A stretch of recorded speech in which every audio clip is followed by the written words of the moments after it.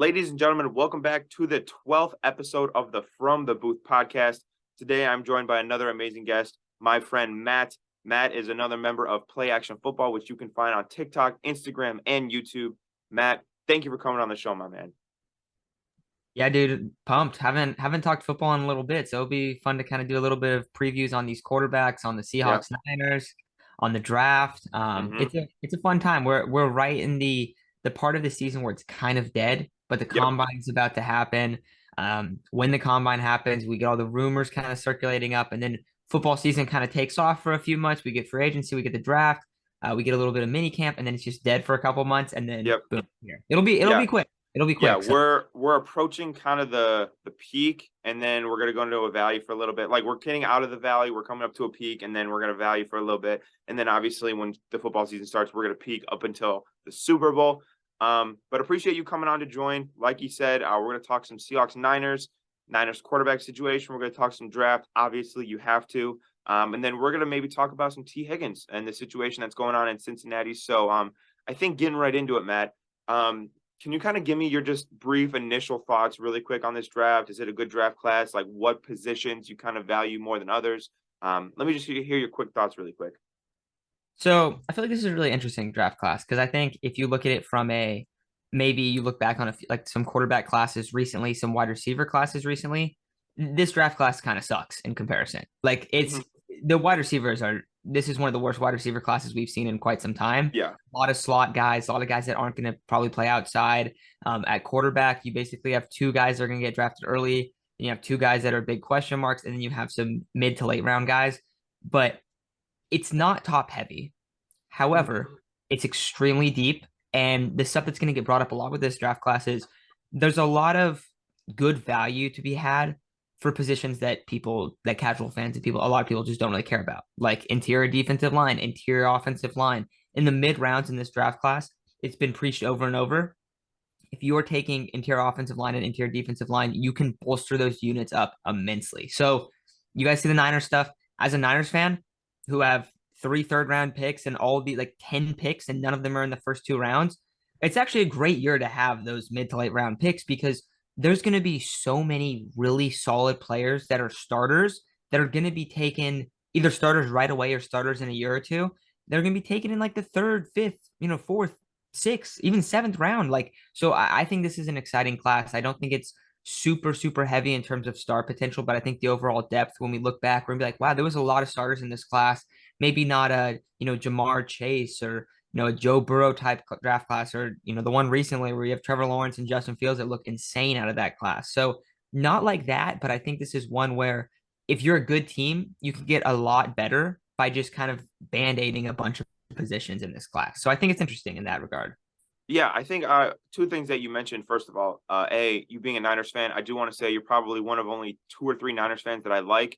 And I'm sure that I've told you this before, but for my audience, my girlfriend and my best friend's dads are both Niners fans. So I'm so sick of Niners fans. I get them everywhere. I can't get away from them. Number one, number two, I really like the point that you made about this draft being not very sexy, I guess you could say. Like there's not a Jamar Chase, there's not a Jalen Waddle, so have you. But there's a lot of really good quality players at positions that, again, fans mostly don't care about. So for a team that I think, like you said, a good team, they can make themselves better. But I think even a bad team with a lot of holes, like the Bears, who everyone's going to be talking about with the first overall pick, I mean, the Bears desperately need interior offensive line. Sam Mustipher is the worst fucking player I've ever seen in my life.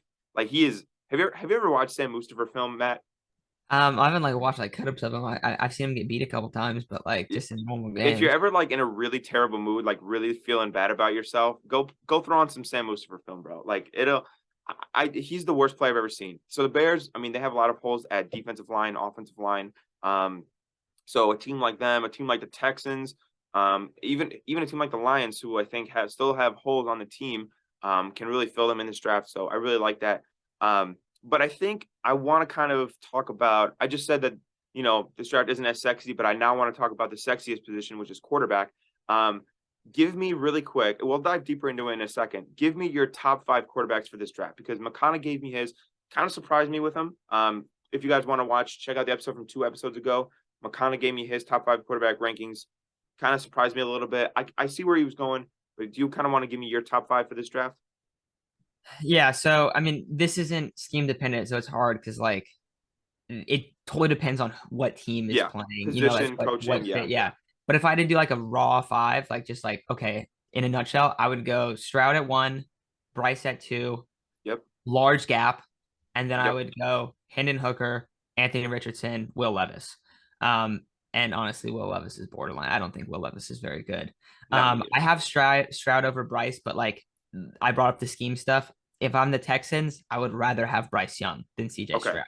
If I'm okay. the Colts, I would rather have CJ Stroud than Bryce Young. So it just kind of depends on who you're looking at from a scheme point there. I think Bryce Young is a much safer pick in terms of his play style. However, he is tiny. Like he has serious injury concerns.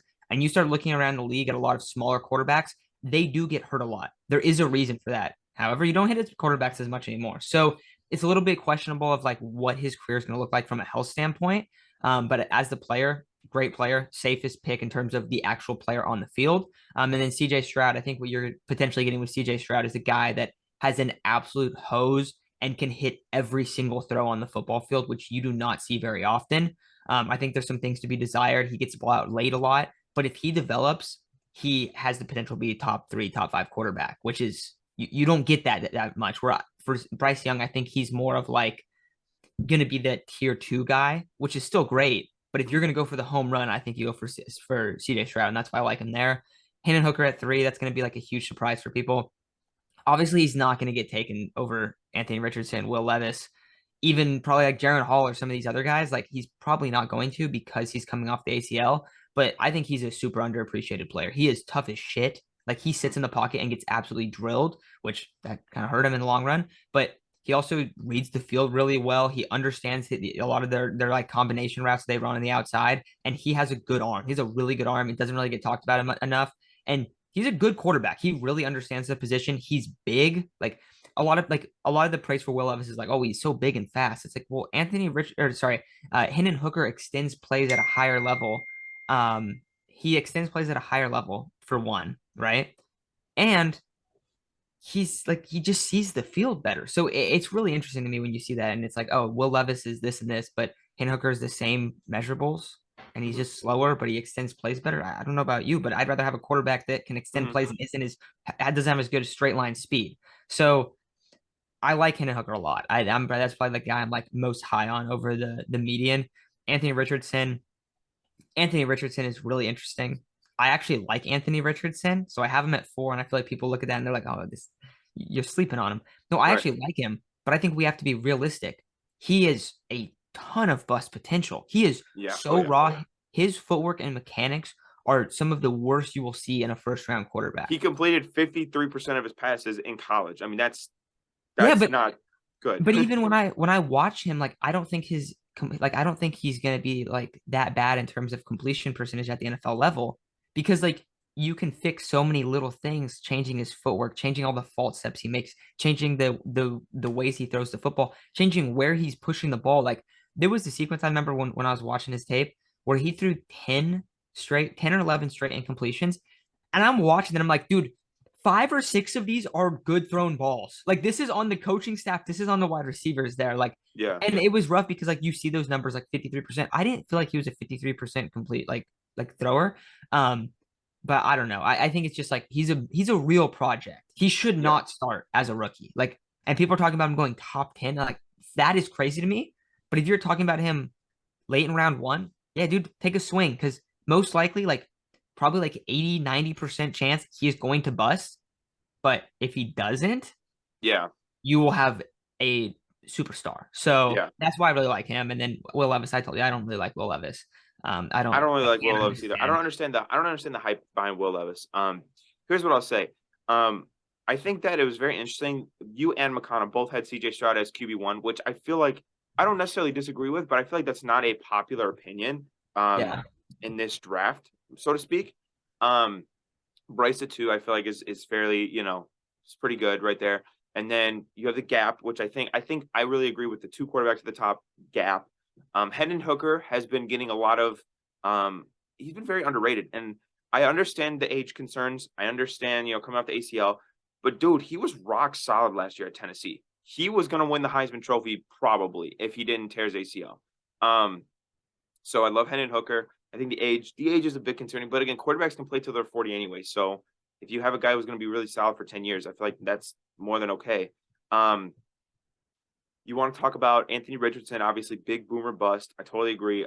We were talking about me and McConnell. We were talking about situations going to matter immensely. Like head coach is going to be the most important thing for Anthony Richardson wherever he gets drafted. If he goes to the Colts, which I think is I'm sorry, not the Colts, the Panthers, which I think are a very likely scenario. I like Frank Wright. I think that he can coach him up and he can get a lot of, like you said, those footwork elements, the accuracy issues, all of that can be ironed out. For Bryce Young, we were talking most important thing for Bryce Young would be a good offensive line, because I'm going to ask you right now, can you tell me a starting receiver from Alabama last year? I mean, everyone was hurt and it was like a transition year. Right. So No, it's right. not like it's not what they've rocked with. But my point is that Bryce Young made those guys better, right? So we were talking about, hey, if you can get Bryce Young an offensive line, you're rock solid. So I think not that he's going to slide this late. I really don't think so. But I think the perfect spot for Bryce Young would be like Detroit. Detroit's offensive line is fantastic. Their receivers are pretty good, but their offensive line is fantastic. Bryce Young would be one of the best quarterbacks in the NFL if he had the Lions. So I would just say that. But loved your analysis on the quarterbacks. I think next we talk about some other quarterbacks that are currently in the league, guys that are going to be free agents and or are eligible for extensions. We're going to see the quarterback market shift a lot in this next coming months and potentially year.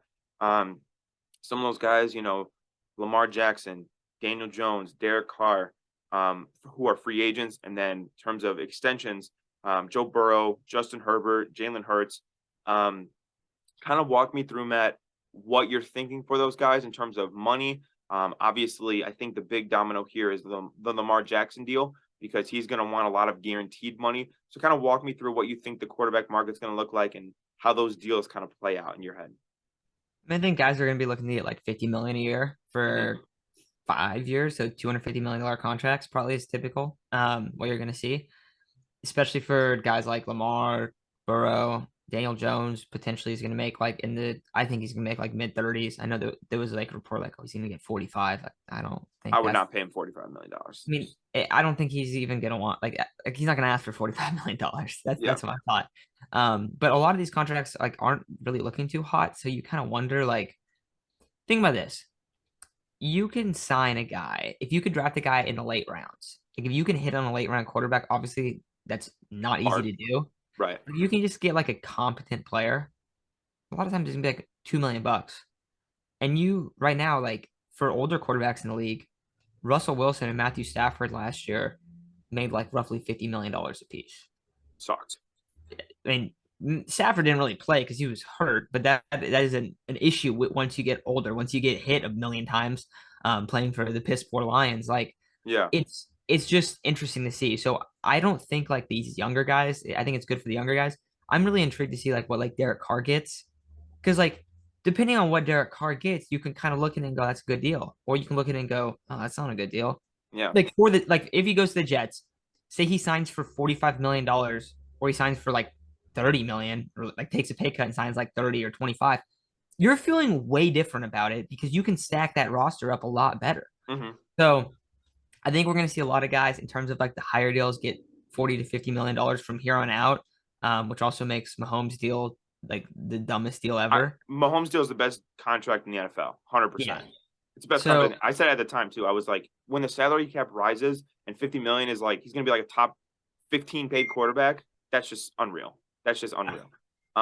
So talking about Derek Carr and Daniel Jones, Lamar Jackson, I think, is very interesting because Lamar has made it clear that he wants guaranteed money, right? So you saw last year with Deshaun Watson, which I think that's just a terrible deal with the $230 million guaranteed to Deshaun Watson. Lamar, I'm seeing conflicting reports and talking to McConnell. He probably knows more about this than I do, but I'm hearing something in the ballpark of like 150 to 200 guaranteed.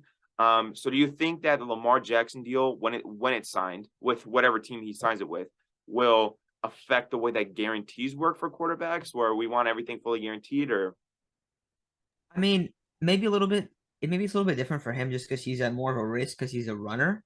Yeah, Um, but I feel like already like we're seeing that it's almost typically fully guaranteed for quarterbacks, like yeah, almost every time, right? Like yeah. so I feel like that's already changed, and I think that's what should be expected. Like 70+% should be guaranteed, maybe more for Lamar. And I think that's what he's going to ultimately get. Yeah. Yeah. So I think like we were just saying that the standard right now for top paid quarterbacks is like $50 million a year. That's like if you're a top 3, 4 guy and you're getting paid $50 million a year. Do you think that when Joe Burrow signs his extension, he could reach into the 55-60 range? Because the Bengals, they desperately need Joe Burrow. I mean, he is the savior of their franchise. Do you think he could I mean, I'm not saying he wants to break the market, but do you think if he wanted to, he could break the market and say, give me 55, 60 a year? And the Bengals have no leverage to say no. They just kind of have to do what he wants. Yeah, 100%. But the thing is, if he does that, then all of a sudden, okay, we were going to talk about Higgins later, but Higgins is gone, Boyd's gone. You have Jamar. You're Yeah. trying to get a new rookie running back. Like you're trying to draft I wide mean, receiver. You're not not even feeling talking good about the Boyd. offense. Jesse Bates is going to leave because the Bengals probably Yeah, don't have any money. So yeah. their defense becomes worse. So You're probably going to lose Hendrickson a little bit into his deal too. yeah, Like, yeah, yeah. I mean, Tyler Boyd, who knows what's going on with his contract? So it does become much more difficult. But talking about the three guys, the extension guys, Hurts, Herbert, and Burrow, are you comfortable giving those guys $50 million a year for 4 or 5 years, or what do you think? Are you going to wait a year on Jalen? Are you going to what are you doing if you're these respective GMs? I mean, if you're Burrow, it's easy. You pay Burrow whatever he wants. Yeah. For Hurts, no. Like, Okay. I I liked Jalen. I like Jalen Hurts a lot, but Yeah. I've been hearing like Jalen Hurts has all of a sudden become the most overrated player in the NFL, like really fast. Like from being like one of the most underrated guys, especially at quarterback, to all of a sudden like he's the second best quarterback in the league. That's just Okay. ridiculous. Um, so I mean, look at Jalen Hurts' game. Look what's around him. Best offensive line, best run game. His wide receivers are insanely complementary of each other. AJ Brown, Devontae Smith. You have Dallas Goedert, one of the better tight ends in the NFL, Hmm. and he's in a scheme that's literally designed perfectly for him. He can do a lot of RPO type stuff, even though they don't. I mean, you don't really see like true RPOs as much, but so much stuff is designed like that where it's perfect for Jalen Hurts. Not to knock him, but he's not a top three quarterback in the league. Like that's just not the case. He's not a top five quarterback in the league. Is he Okay. really good? And was he an amazing draft pick? Yes, he was an absolute steal. And if you remember, do you remember when he was taken? What the thought was? It was like, what are the Eagles doing? They Yeah. drafted Jalen Hurts in the second round. I was like, dude, that's a steal. One that's value on a quarterback because he probably should have been a late first. And you look at some of the other guys that get drafted in the late first, like his film was better than a lot of guys. I mean, Lamar dude, was a 32nd overall pick. I mean, yeah, you but know. Lamar was also. I think Lamar's the same situation where it's like he should have been drafted higher, and then Yeah. No. Yeah. you see some late first, and it's like, dude, what the hell? Jordan Love Yep. hasn't stepped on the field. He was a late first, and I like Jordan Love. I mean, Paxton Lynch was a first rounder like a few years ago. Like, dude, there's some awful quarterbacks that are taken in the back into the first where you're looking at him as like, yeah, he was a value. And then look what's happened to Carson Wentz. He's fallen off a cliff. So I was so confused when there was like people were upset about that pick. I was like, that is one of the best. That could be one of the best picks in the draft. Sure enough, it is. But let's stop with I don't know. You pay Jalen Hurts $50 million, it's not going to look good in 4 years. That's my thought. It's going to look like Okay. bad, like because he's limited, dude. Like he's a really good runner. He is an amazing runner. He is really just smart. He's an astonishing leader. He checks almost every box, but he doesn't really push the ball downfield. And if you don't have the weapons like Devon, like that he has in that run game that's that good, you can't rely on consistently moving the football. People are going to stack the box, and it's going to just make it a little bit more difficult. Not that he's not going to be effective or anything; he's still going to be good, but I don't think we're going to see like this MVP caliber season in 3 years if he's making $50 million. And maybe people are going to hate that, but like hate that I say that, but like we see this all the time with quarterbacks is when they have their stacked unit and then they don't have their stacked unit and you see them fall off a cliff after that. I don't think he's going to necessarily fall off a cliff, but I don't think he's going to be as effective. Where, like, for instance, Burrow, if you keep Burrow and Chase, I feel pretty confident Burrow is going to continue to be effective. Okay. Justin Herbert, I feel like Justin Herbert, like, I like him, but I do have some concerns with him. Like, He's he been falls overrated. apart. he Yeah. falls apart in the second half a lot. And I do know that a lot of that is Joe Lombardi. I do know a lot of that's Brandon Staley deciding to go for every single fourth down Oh yeah. possible. But I think you have to pay him because like you see the talent there. But it's more on the Chargers to be like, you guys need to get him better stuff around him to improve him because he Here's the still other thing needs to be too. improved in the second half. Like his Here's, game can still be yeah. refined. Oh yeah. Here's the other thing too. You don't want to talk about the coaching. I agree with the Chargers receivers can't separate. Right? They like Mike Williams is not a separator. Keenan Allen is not the route runner. The he doesn't have the speed he once did.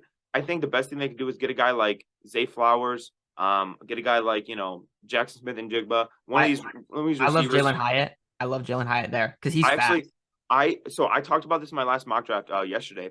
I said that at 21, the Chargers probably won't take Jalen Hyatt, but let Jalen Hyatt run 4.3 at the 40-yard on the 40-yard dash. He's going to be in contention for that number 21 overall pick. So, very interesting. He might run Talking four about twos. He might what run four twos. He might run four twos. if he's 4.2, he's definitely a first round pick. And the 100%. thing is, he's not just straight line speed. He's fast. Like he's a good route Yeah, runner. I don't know how well he's gonna be able to get off press and if he can play anything outside of slot. But for what, like you said, they don't separate. It's true. no. They do not separate. So I think that like you could see him get 50 mil. I think that's probably what you're gonna see, something around that for Herbert. But I don't know. Like that's the thing is like I don't know if that's ever gonna truly work Yeah. for the Chargers. All right, so we were just talking about the Bengals' financial situation and more than likely having to pay Joe Burrow $50 million. But that does not bode well for one T. Higgins. T. Higgins is also eligible for an extension, and with Joe Burrow needing to get paid, and in a few years Jamar Chase needing to get paid, where does the money lie for T. Higgins? Is my question. So, really quick, what are your kind of thoughts on what the Bengals should do with T. Higgins? Do you think they should extend him? Do you think they should trade him? What do you kind of think about the T. Higgins situation?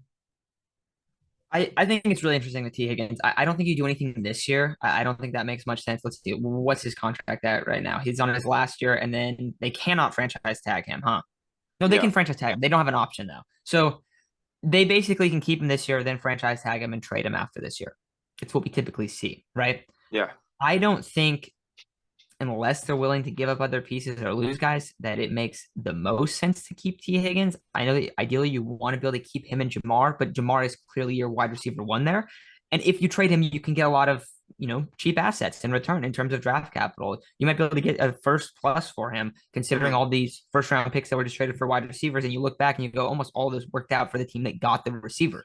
So I feel like the wide receiver market might be even higher up, especially this year's free agency class is god awful. And this is, like I said earlier in this episode, this is a bad wide receiver class. yeah. This is not the year to get a wide receiver. No, it is a hard year, and there's not many guys on the market. So T. Higgins is probably your number one wide receiver available on the market, outside of Hopkins, who's much older, so who's more valuable in terms of trade assets. And he won't Higgins. fetch a first. No way. No. I mean he's a lot older. He's had a bunch of injuries too.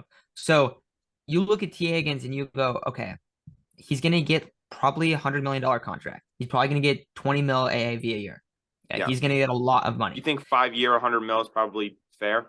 Roughly about what he's going to get, right? Yeah. That's what you think. So there's a bunch of teams that could go and trade for him that would give up a first. Maybe it's a first next year. Maybe it's a draft capital. Maybe it's a player in return. I don't know what the deal looks like, but they will get a lot for him.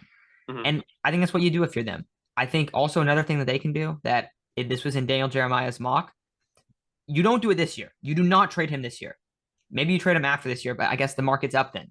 So it depends. You can actually go either way. But say you don't trade him this year, you trade him next year, you're still going to be able to get a lot for T. Higgins, even though there's going to be a lot more wide receivers available. You draft Michael Mayer at the end of the first round. Daniel Jeremiah had him in his mock. And you have one of the most insane offenses that we have seen in a long time. I don't know how much you like Michael Mayer. Oh, he's my favorite tight end. Yeah, he's my favorite weapon to draft in this class outside weapon in general? Outside of Bijan Robinson, because that's a clear one. Yeah. He is insane. Like they haven't been able to have a star tight end.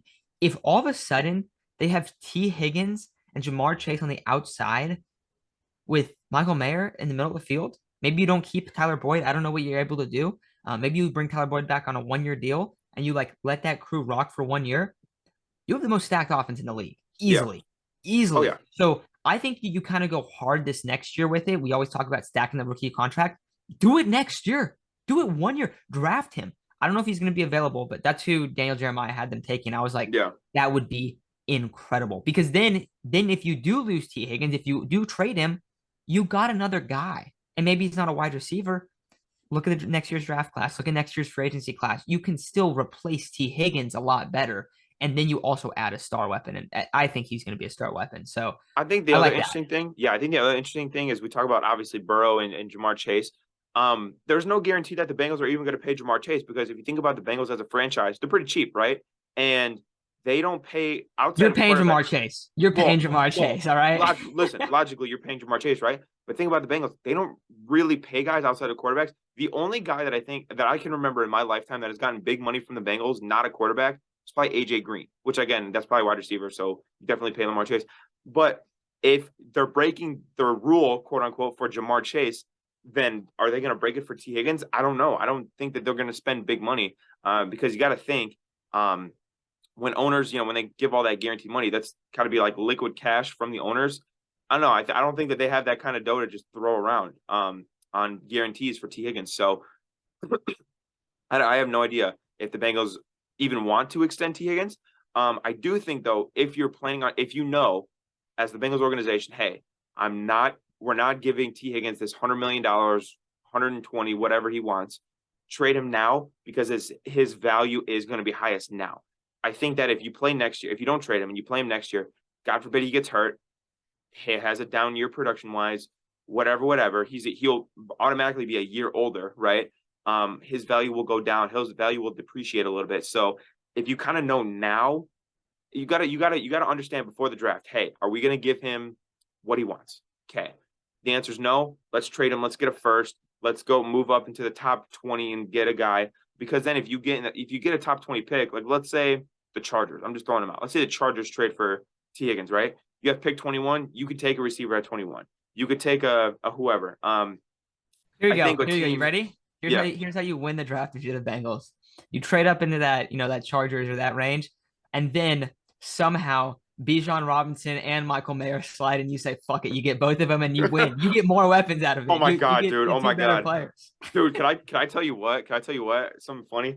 In my second mock draft, I had the Eagles taking Bijan Robinson at 10 because I was like, "Fuck it!" Like they don't have any like big needs. Like fuck it, dude! I got destroyed. He's gonna go early. He's No, like but I because got this class destroyed. isn't good enough. Like he might go top 10. Like, Well, that's what I was saying. I was saying the Eagles. Why not? Why not the Eagles? That's what I was saying because they don't have needs. When does a team that was just in the Super Bowl have a top 10 pick? That never happens. And the Eagles, they're probably going to lose. I just saw a report earlier today. Miles Sanders is probably gone. Even if he's not gone, I think he's kind of dick. He was dick in the Super Bowl. So you get Bijan Robinson. You have the greatest fucking rushing attack ever. I have no idea why you wouldn't take Bijan Robinson.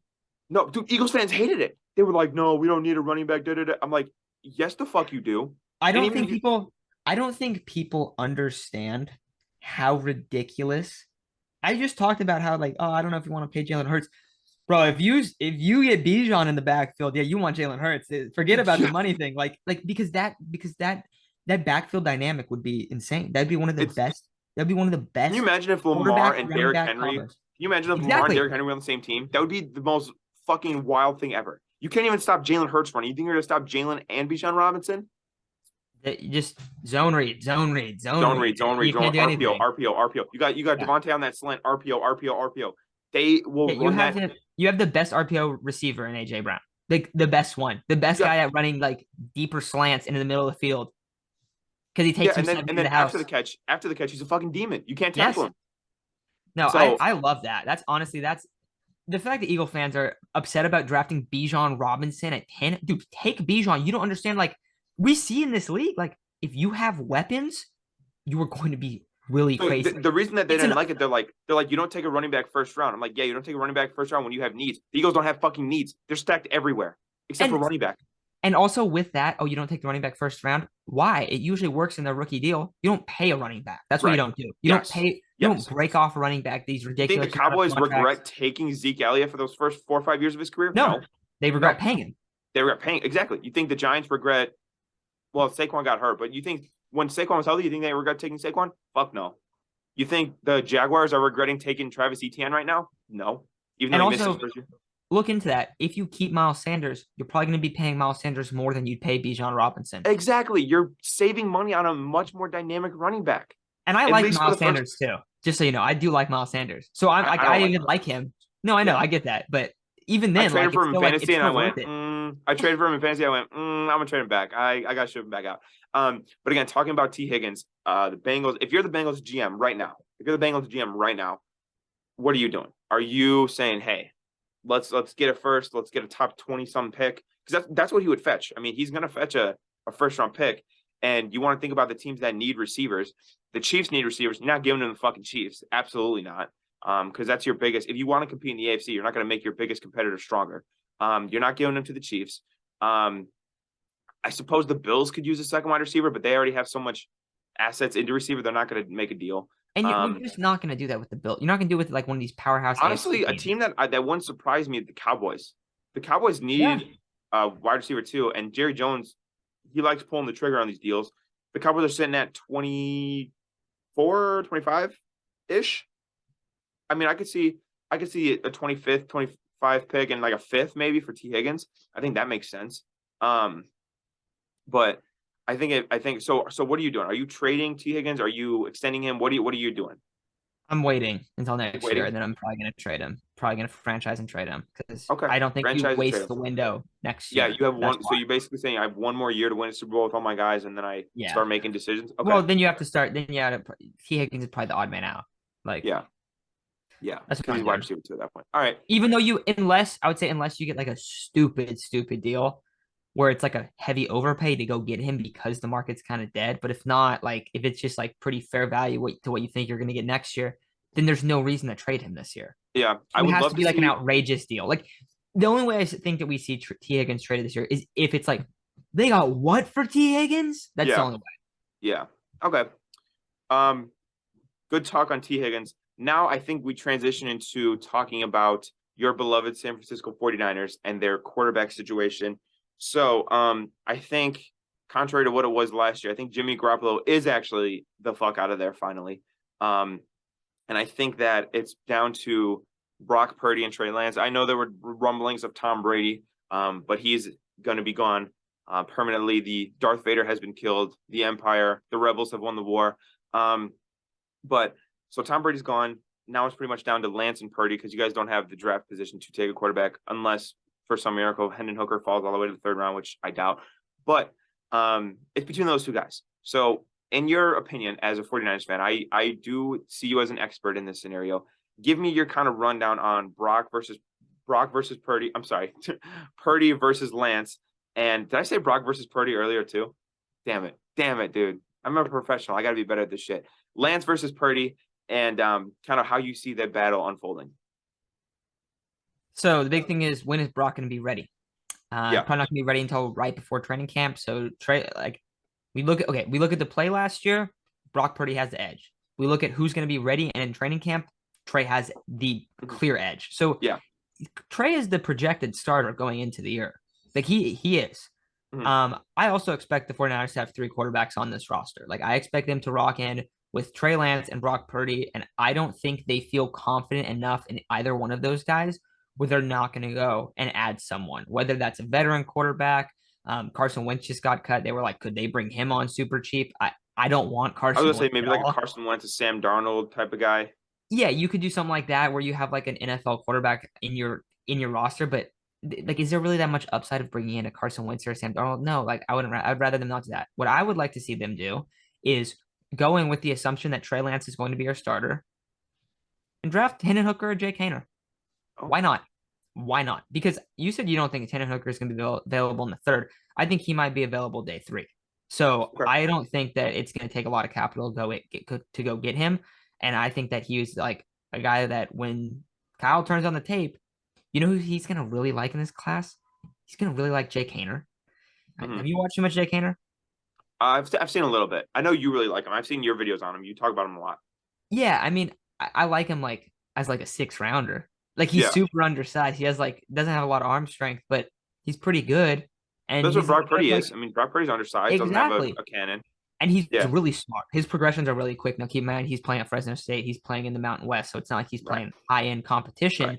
Right. But that's like how you see him. And then on the flip side for Hendon Hooker is as tough as it gets. He sits in the pocket, he lets it rip, and I think they're gonna like him. So I think those are two quarterbacks where they could add them, and all of a sudden they have 3 guys that they're like, These guys are all young. If one of them pans out and is a really solid player, we have a huge win here. So Yeah. I think that's what you do. I think Trey Lance is your projected starter. I think if Brock Purdy's back and healthy enough by training camp, I think he looked better last year. Now, keep in mind, we barely saw Trey Lance. But ideally, if you're the 49ers, what you want to have happen is I think you want to like have one of these quarterbacks that you really like later in the draft fall into your lap. I think you want to take them. I think you want to keep three quarterbacks. And I think ideally you want Trey Lance to be your starter because if Trey Lance is your starter, he has the most upside out of any one of these guys. So if he wins that job, because he's going to have to truly win the job and keep it and continue to win it week in and week out, that is your best case scenario. And then all of a sudden, you just drafted a guy and you just saw Brock Purdy win every single game he played all the way through it. Yeah. So that's what I think happens. But I do think right now in terms of who played better, Brock's probably your number one. But it's going to be interesting to see how this thing shakes out. I don't think you need to make any big moves or anything like that because Pete, you brought up Tom Brady. People have talked about Aaron Rodgers, Derek Carr. Don't do that. You don't need to do that. We've seen Yeah. that the 49ers can make a lot work with a not very great quarterback room. So two things to ask you. A, do you think that the resources put into Trey Lance, the trading up in the draft to take him third overall, benefits him in this battle? And do you think that his lack of, how do I say, he hasn't played football in 3 years, pretty much. Do you think that will hinder him in terms of how confident they feel him for game situations, for game reps, type of stuff like that? 100%. He's still one of the rawest quarterbacks ever to play. Yeah. Like, he's barely played football. He played quarterback for 1 year in high school and then basically played like 1 year in college and then had the COVID year and then hasn't played in 3 years. Like he's had the roughest development that you can see from a guy. So the biggest thing for him is getting on the field and getting some game reps in there. And in the games that he's played, typically outside of the Bears game where it turned into like a freaking storm, like partway through, most of the games he starts out slow.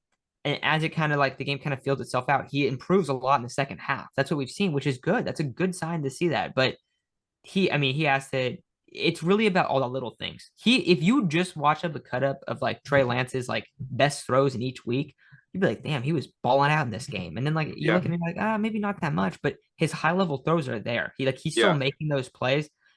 He makes some phenomenal throws deep downfield. He absolutely rips the ball sometimes, but then he'll miss a screen, and then he'll throw one across the middle, be way behind the receiver. It's like you gotta be consistent, and so that's gonna be the biggest thing for him, and that just comes with repetition, and he hasn't had it. So I think it hurts him. I think that's like the biggest question mark with Trey.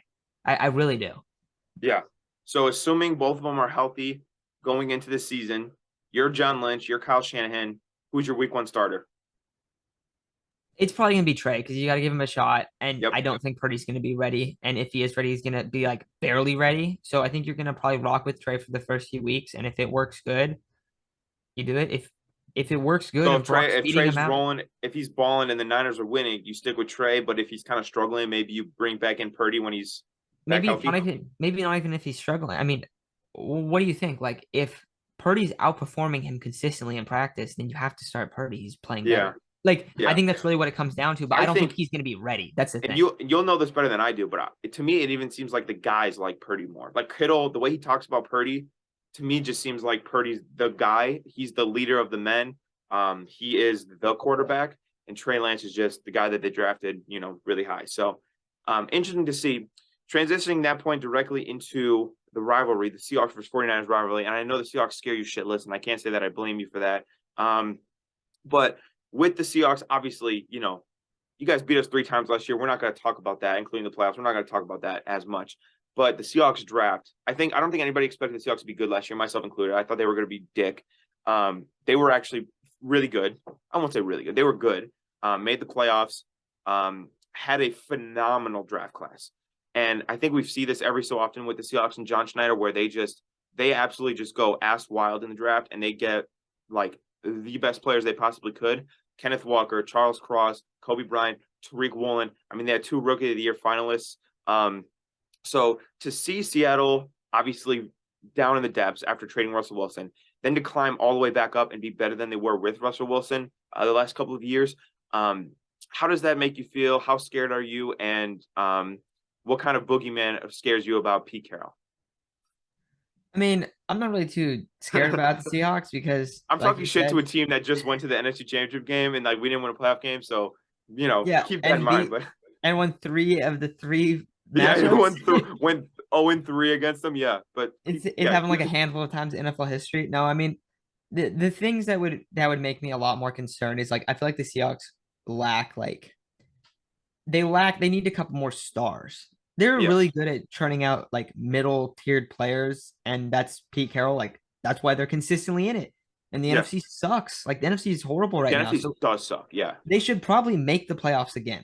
Oh, Unless definitely. like the Rams are better than them and they they beat them over for a playoff thing. Yeah. Like a Well, the playoff Rams are spot, like probably a gonna dog trade spot. Jalen Ramsey. So how good are the Rams gonna be next year? They're gonna be Yeah, they're I in mean they're cap massive hell. question marks. They're older. They've had a lot of injuries. So like there's that side of it. But then if I'm looking at the Seahawks, the only stuff that would really scare me about them is if they're able to land a star at 5. And Hmm. this is for next year too. I think they're building up really well. But if at 5, if they can get CJ Stroud or Will Anderson, if he slides, because he could slide the 5, which is crazy, but he could slide Yeah. the 5. If they get a Will Anderson, all of a sudden they have a star pass rusher. Yeah. And you have Pete Carroll coaching all your guys up, and all of a sudden you have this guy that's going to win a lot of one-on-one matchup. You're going to see him in one-on-one situations, and if not, you're going to see him getting doubled all the time, and other guys are going to get good matchups. So like, Yeah. I think it's a situation where if they're able to get one of those guys, I think it's a huge win. I know everyone's freaking out about Geno.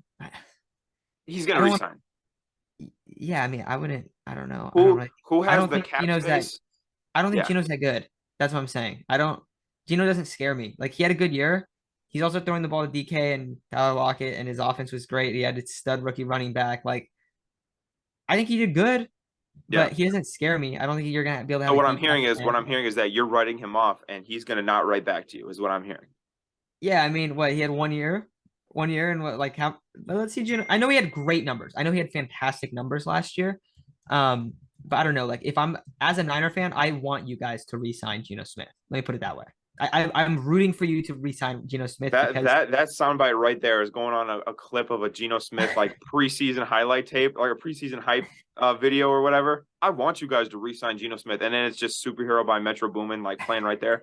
Um, okay, so but here's my thought, right? The Seahawks have the pick 5 and pick 20, so they are very capable of getting 2 really quality players.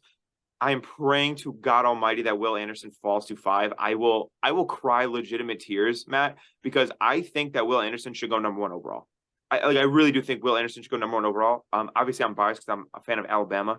Um, I think he is the best edge rusher in this draft by a fucking country mile, and I think that he is a game changer. He's this generation's Von Miller, like translated to this draft class. And if the Seahawks have 2 weaknesses, it's defensive line and its interior offensive line. The defensive line would get great a class, mass. What? great class to fix that. Exactly. If you have a game changing edge rusher, do you know how drastic the Niners? I don't want to say their offensive line was shit, but the difference between you guys having Nick Bosa and not having Nick Bosa is massive. It's massive, right? I mean, their So defensive line completely wasn't that crazy last year. Even what? their defensive line wasn't even that crazy last year in comparison to years prior. Yeah, Like who they had playing. Like Eric Armstead missed like almost the whole season too. So they didn't yeah, have their number 2 guy. Like you've lost some and they guys were over still the there. best defense in the league. Yeah. Obviously, you guys have Fred Warner and those guys, but I think that edge would be fantastic. At 20, I would probably go for my prayer is that Joey Porter slides to 20. I think if you want to get another corner to pair with Tariq Woolen, that would be great. And then, like we were saying in the second, third, fourth, fifth round, you got interior linemen. You got the center from Ohio State. You got the guy from was it TCU, the center, was it? Or Northwestern? I don't remember. But you guys got centers. We got interior offensive line, interior defensive linemen. So going into next season to 2023, you said that you expect the Seahawks to make the playoffs, which I appreciate. I expect it for. I guess the I don't know if I 49ers. would expect them. I think that's the team's expectations. You know what I Okay. mean? Oh, Like okay. Yeah, yeah. So I think it's hard to see because I the want to see Seahawks what the expect the Seahawks to make the playoffs. I think it's hard to tell like what the NFC teams are going to look like before free Yeah. agency. So Okay. that's the only thing. Okay. All right. So in terms of kind of how the NFC playoff picture shakes out, just thinking about it briefly, I think the Eagles and the Niners pretty easy 1 and 2. The Cowboys are probably at 3, And then my guess would be the Panthers win the South if we're thinking about it logistically. I don't know. I don't know if you could tell who's gonna win the South Well, if they yet. get a, I You mean, got to see. yeah, the Bucks aren't. Maybe, but it depends. Like The it's so Bucks hard are to so, tell. dude. The Bucks are gonna have the first overall pick next year. Like they're so bad. Um, They might also sell like heavy. oh yeah, dude. The only quarterback they have under contract right now is Kyle Trask. They roll in the season with Kyle Trask, they're not good. But I think the Seahawks can be one of the three wild card teams.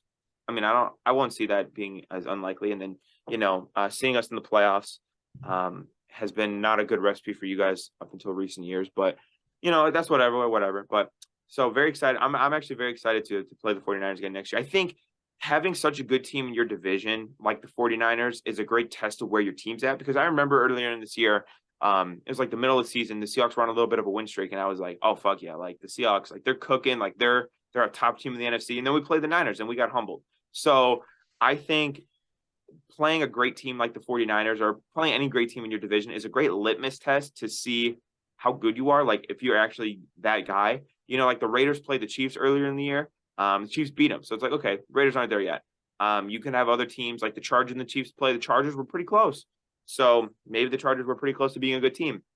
But I would like to use the 49ers as kind of a litmus test to see where the Seahawks are at. So I look forward to the rivalry next year. Do you want to say any other inspirational quotes that can be used against you if the Niners choke next year, or are you done with the sound bites for today? I'm good on the sound bites, but yeah, I don't know about. I mean, the Geno one. That's just how I feel. Like, come Yeah. on, Geno. I don't think he's gonna be bad.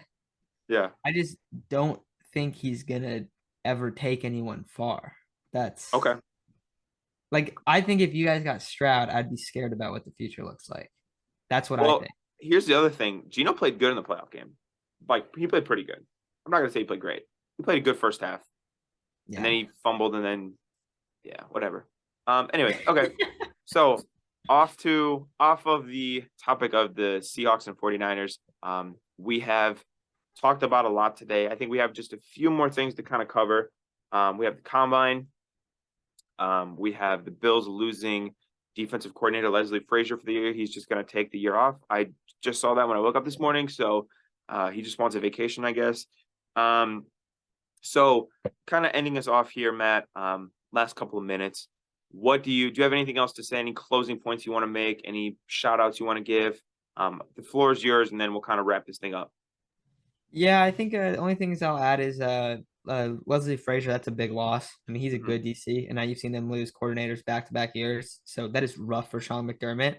And I think he's a fantastic coach, but when you lose your two coordinators in back to back years, you're going to learn a lot about how good Sean McDermott is at replacing staff, and I think that's a super underrated aspect of coaching. Like I think that's Yes. one of the things that's biggest when you look at how players are able to develop how your team performs is going to depend on who your assistant coaches are. So a lot of pressure on him in this one. And we're going to see, what the Bills look like next year, because last year kind of felt like their offense took a step back. Is their defense going to do that too? Because that's really concerning if that's the case. So Yeah. that's pretty big. Also, one other thing I'll add is what the fuck is going on with these wide receiver comps? Like, have you seen some of these wide receiver comps for this Yeah. class?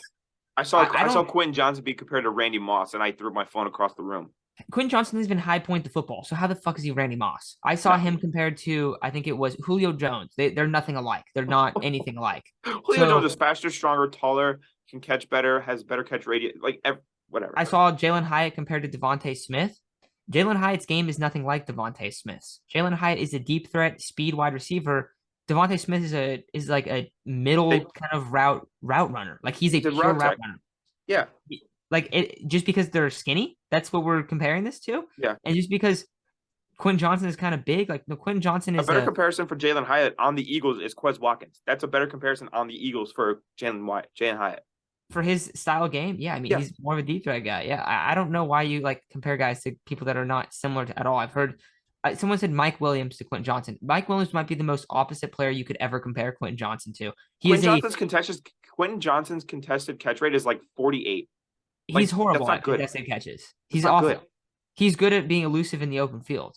That's not Mike Williams. No. That's maybe the farthest thing from Mike Williams. Like they're nothing alike. It's like where are these comps coming from? So I feel like people need to watch their like these wide receivers before just picking a random comp of like measurables because Yeah. just because their measurables are similar does not mean they play anything alike.